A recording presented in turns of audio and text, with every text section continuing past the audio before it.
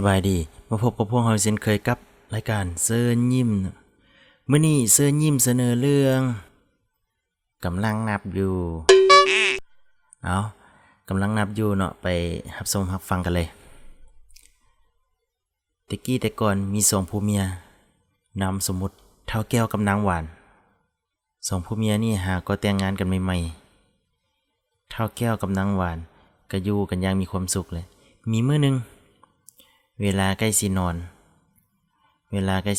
เข้าไปห้องนอนนำกันแล้วผัวกับเมียได้นอนเฮียงข้างกันผัวผู้ซื้อแก้วเลยถามเมียขึ้นว่าอันเมียเอ้ยอันผัวนี่ขอถามได้ลูกเฮาก็เป็นผัวเป็นเมียกันแล้วกะผัวก็อยากฮู้ว่าเมียนี่ผ่านมาจากซ้ายแล้วจังได๋เฮาก็เป็นผัวเมียกันแล้วบ่ต้องอายกันดอกบอกอายแหน่ผู้เป็นผัวก็ซูซีแล้วผู้เป็นเมียเลยตอบว่าอุ๊ยถามเดี๋ยวบ่ถามก็อายโอสิกล้าตอบผู้เป็นผัวเลยเว้าขึ้นมาโอ้ยสิอายจังไรหวาน